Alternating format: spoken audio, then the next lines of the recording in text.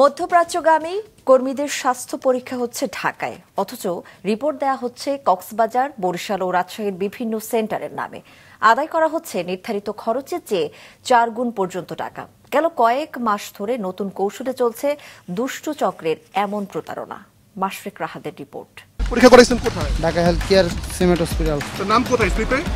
নাম নাই দিছে না। কোনটাকে আপনার ফিট করে তারপরে যাওয়া লাগে। অবৈধ কিছু হচ্ছে? না না অবৈধ কি যেতে দিচ্ছেন না কেন? দুর্নীতির জন্য। তারা যদি অন্যায় করে সেটা আমরা দেখব। আপনারা অন্যায় করতেছেন, আপনারাই খতিয়ে দেখবেন। যার হাত কাটা হেও টাকা বেশি দাও ফিট হইয়া মানে বিদেশ যাইতে আছে। আপনার তো প্রমাণ নিয়ে আসছেন বিদে আমার তো এখানে পিছপা হওয়ার কারণ নাই। পরীক্ষা হচ্ছে ঢাকায়, রিপোর্ট কক্সবাজার থেকে কিভাবে আপনি বলতে পারবেন না? আমাদের ম্যানেজমেন্টের সাথে কথা বলেন। ছিনতাইকারী যেমন এইরকম করে এরা যেটা চাই এটাই দিতে হইব। এই বাজারের যে অবস্থা, এটাই তো বাস্তবতা।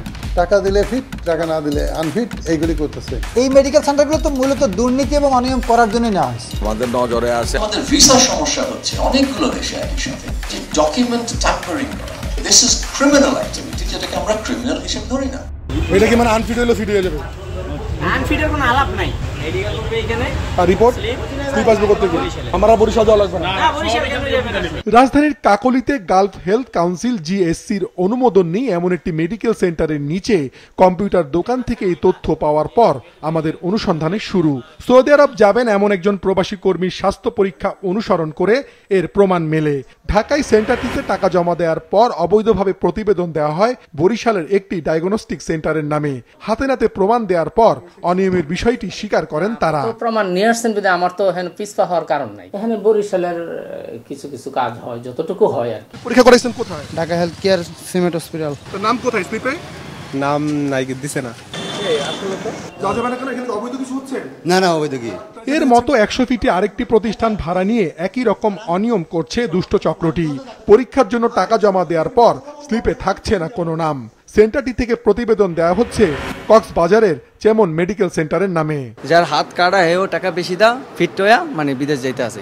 কোনটাকে আপনার ফিট করে তারপরে যাওয়া লাগে।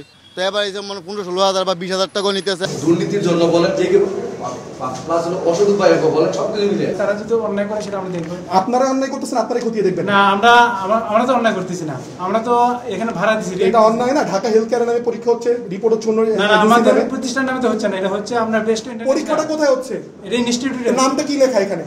এমন অনিয়মের বিষয়টি স্বীকার করেছেন নিজেকে প্রতিষ্ঠানের প্রতিনিধি দাবি করা এই ব্যক্তি। তবে তার দাবি পরীক্ষার ফলাফলে কোনো নয়ছয় করছেন না তারা। অফকোর্স বন্ধ হওয়া উচিত। আমরা তো এখানে জাস্ট 15 দিন করছি। শুধু সেন্টার ভাড়া নিয়ে নয়, ঢাকায় মধ্যপ্রাচ্যের দেশগুলোর স্বাস্থ্য পরীক্ষার অনুমোদন আছে।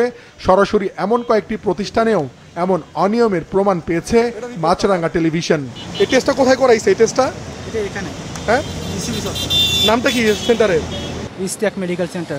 রিপোর্টে তো ইস্টেক মেডিকেল সেন্টার নাম লেখা নাই। যেমন ইসিবি চত্বরের এই সেন্টারটিতে পরীক্ষার পর প্রতিবেদন দেওয়া হচ্ছে রাজশাহী আর কক্সবাজার না গিয়েও সেখানকার ম্যাক্স মেডিকেল সেন্টারের নামে স্বাস্থ্য পরীক্ষার সনদ মিলছে পল্টনের একাধিক সেন্টার থেকে। পরীক্ষা হচ্ছে ঢাকায়, রিপোর্ট কক্সবাজার থেকে কিভাবে আপনি বলতে পারবেন না? আমাদের ম্যানেজমেন্টের সাথে কথা বলেন। কোনো মেডিকেল সেন্টার আবার মুনাফার জন্য প্রি মেডিকেলের নামে একাধিকবার স্বাস্থ্য পরীক্ষা করে পকেট কাটছে প্রবাসী কর্মীদের। ফলে কর্মী বছরে 7 থেকে 8 লাখ গেলেও মেডিকেল পরীক্ষার বাণিজ্য হচ্ছে 3 থেকে 4 গুণ বেশি। এই বাজারের যে অবস্থা, এটাই তো বাস্তবতা। কেউ যদি আসে যে আমার একটা প্রি মেডিকেল করবো, ফ্রি টেস্টটা করতেছে, এর বাইরে কিছু নাই। কোনটাকে 17,000। ছিনতাইকারী যেমন এইরকম করে এরা যেটা চাই এটাই দিতে হইব, না দিলে আপনার আনফিট। কর্মী যাওয়া না বাড়লেও 26টি থেকে বর্তমানে মধ্যপ্রাচ্যের 6টি দেশে যেতে তাদের অনুমোদিত মেডিকেল সেন্টার হয়েছে 226টি। এর বেশিরভাগই ঢাকায়। স্বাস্থ্য পরীক্ষার জন্য বিদেশগামী কর্মী পাওয়া ও অনিয়ম করতেই মূলত ঢাকার বাইরে রাজশাহী, কক্সবাজার, বরিশাল ও কুমিল্লার বেশিরভাগ সেন্টারকে বেছে নিয়েছে দুষ্ট চক্রটি, বলছেন সংশ্লিষ্টরা। বরিশাল এবং রাজশাহীতে অনেকগুলি সেন্টার দিয়ে গেছেন, প্রায় 20টার মতো। যেই সেন্টারগুলি আমরা মনে করি কোনোভাবেই প্রয়োজনীয় না। আমাদের বাংলাদেশের কর্মী যাওয়ার একটা বেসিক রুলস আছে, সেটা হচ্ছে যেই শহরে রিক্রুটিং লাইসেন্স আছে সেখান থেকেই মূলত কর্মীদের যাওয়ার প্রক্রিয়াটা শুরু হয়। এই মেডিকেল সেন্টারগুলো তো মূলত দুর্নীতি এবং অনিয়ম করার জন্যই নেওয়া হয়েছে। টাকা দিলে ফিট, টাকা না দিলে আনফিট, এইগুলি করতেছে। এটা কিন্তু সৌদি অ্যাম্বাসিতে একটা ভূমিকা নেয়। ইনশাল্লাহ এটার একটা সমাধান হবে। গালফ হেলথ কাউন্সিলের ওয়াফিদ সফটওয়্যারে ঢুকে যিনি যে শহরে গিয়ে স্বাস্থ্য পরীক্ষা করাতে চান তা নির্বাচনের পর স্বয়ংক্রিয়ভাবে সেখানকার একটি সেন্টারের নাম ওঠে। এজন্য খরচ $10। তবে চক্রটি অনিয়মের জন্য এই সিস্টেমকে ভেঙে স্বাস্থ্য পরীক্ষা হোক আর না হোক নিজেদের পছন্দের সেন্টারের নামে স্লিপ তুলছে। এজন্য নিচ্ছে 5 থেকে 7,000 টাকা। অন্যদিকে যারা নিয়ম অনুসরণ করছেন এমন 90% মেডিকেল সেন্টারই স্বাস্থ্য পরীক্ষার জন্য বিদেশগামী কর্মী পাচ্ছেন না। রেমিটেন্স যোদ্ধা যাদেরকে আমরা বলছি, সেই ছেলেটাকে 8,500 টাকার জায়গায় 4 গুণ পয়সা দিতে হচ্ছে, 3 থেকে 4 গুণ পয়সা দিতে হচ্ছে মেডিকেলের নামে। কিন্তু তাকে মেডিকেল হয়তো প্রপারলি করা হচ্ছে না, অথবা মেডিকেল করাই হচ্ছে না একদম। তাকে স্বাস্থ্য পরীক্ষা না করে আপনি সার্টিফিকেট দিলেন শুধু অর্থের বিনিময়ে, তার অর্থটা গেল। কিন্তু কনসিকুয়েন্সটা হলো যে তিনি স্বাস্থ্য পরীক্ষা না করে খুশি হয়ে উনি বিদেশে চলে গেলেন, ওখানে যে পুনরায় মেডিকেল হলো এবং মেডিকেলে আনফিট হয়ে উনি সর্বস্ব হারিয়ে আবার দেশে চলে আসলেন।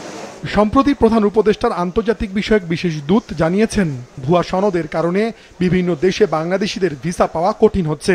এমন অনিয়মের বিষয়ে পদক্ষেপ নেওয়ার কথা জানিয়েছেন প্রবাসী কল্যাণ সচিব। ডকুমেন্ট ট্যাম্পারিং করা হয়, এইসব করে কোনোভাবে বিদেশে যেতে পারলেই হলো, তারপরে দেখা যাবে।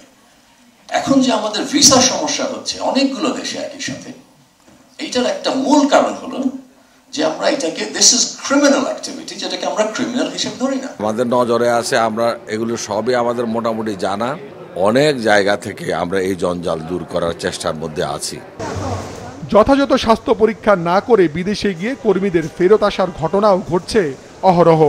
অসুস্থ কেউ কেউ যাওয়ার কিছুদিনের মধ্যে ফিরছেন লাশ হয়ে, বলছেন সংশ্লিষ্টরা। মাশরুক রাহাত, মাছরাঙ্গা সংবাদ, ঢাকা।